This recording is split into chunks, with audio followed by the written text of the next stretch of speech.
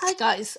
First of all, I just want to apologize for any background noise that happens. I have birds and I have a dog, and my neighbors are going in and out. I don't know what they're doing right now, but it's kind of chaotic. So that's just life, But I wanted to apologize for that up front. And so I wanted to tell you, my last video was kind of heavy and it was kind of a bit of a rant, not a bit of a rant, it was a rant. And then there's going to be another rant coming about, the new cage movement and, how I feel that movement plays into what's going on right now. But so that's going to be a really heavy video, but I wanted to give you guys kind of a fun one right now. Okay, I don't know where to start with this. All right, yes, I do know where to start. Okay, so I have two what I would call deep soul connections. I don't like labels. A lot of people use the label twin flame, soulmate. They'll differentiate between the two. I would say, in my case, there's one that definitely fits more of the twin flame dynamic, and then the other one's more of what I would call a more soulmate connection. So, first of all, we have Jared. Jared and I met in high school, and my friends and I were out, like at the time. Oh my God, I'm going to show my age here. We were out like cruising the boulevard. That's what we would do on the weekends in a Idaho small town. And these guys flagged us down. We were riding around in my friend's ugly avocado green Comet. If you don't know what a Comet is, oh my God, it's like one of the ugliest cars you could ever have. Anyway, we were kids. So these guys flagged us down. There's two of them, and they were both absolutely drop dead gorgeous. I mean, these were like really good looking guys, right?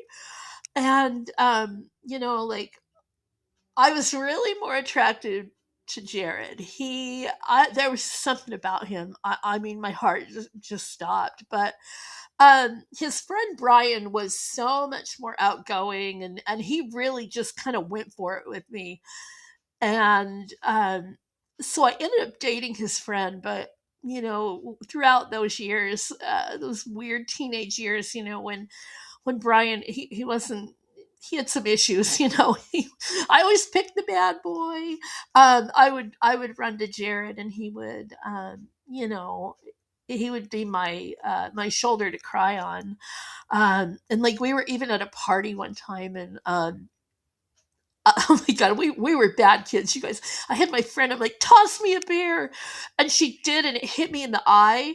And Jared was like the first, he was like right at my side, and he's like, you know, fixing me up. And um yeah, so I mean I just had this always had these feelings toward him. And we never got together, and I lost track of him after high school. I didn't know what happened to him.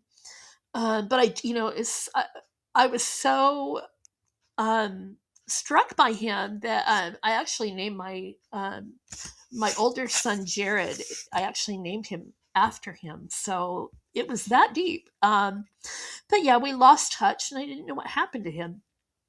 And about 2 years ago, um, I facilitate like a local spiritual development group, and I kept telling my group, I'm like, I just can't shake this. I feel like somebody from high school is trying to get in touch with me, or is going to get in touch with me. And it was so strong that it was kind of driving me a little nuts. And I finally just said, yeah, I think I'm going to put that aside. And come to find out, so fast forward to like the first week of February, I think there's this. You guys know I do the oh my God, the it's called the I Found a Quilted Heart um, program. And that's how I started doing it. I found one of these quilted hearts that said, I love you, outside of Hobby Lobby. And I was like, wow, that's so cool. I know that's a personal message for me. And a few days later, my friend, who is a really, really gifted medium, very talented, she calls me and she said, I've got somebody here that really is wanting to get in touch with you. She said, I think it's somebody you went to high school with. Um, And she said, I'm getting like a Jerry or, she kept trying to pronounce the name. And I'm like, God dang it. I sat there all day and I'm like, and she's like, I think this is somebody who had feelings for you. And I'm like, oh, I don't know who that would be. And then I kind of started looking at my old boyfriends on Facebook, and they were all, like happily married. And I couldn't think of who it would be. And I was sitting there that night, about 6 o'clock at night. It just snapped. I'm like, oh, Jared, she's talking about Jared. I didn't know he had died. So I went to the internet and I just looked up his name, and his obituary popped up, and I went, holy shit. Holy shit. Um, and he's been coming through ever since. So he died of a heart attack on March 15th, never married, no children, um, which I thought was interesting. I don't know what that was about. Anyway, so he died on March 15th. And you guys kind of know my story with Mike. We've been together for like 20 years. We have our son, Derek. It's been a really rough road. It was a really rough road with Mike. I won't lie. I mean, we were that couple that, there was no in between with us. We were either on or we were off. And when we were on, it was great. And when we were off, it was, it could be really frightening sometimes. There's been a couple of times where, well, more than a couple of times where there's been violence involved in the relationship. And yeah, I should put a trigger warning on this. I'm not going to go into that. It doesn't really matter, but we had a rough road. And Mark, that's another one of my soul connections, but not a deep one. Anyway, story for another day. Mike passed away on March 13th, 2025. So Jared passed away on the 15th. Mike is on the 13th, so 2 days apart. All right. So when these things happen, they are not coincidences. Spirit gives us little, they will do things like that.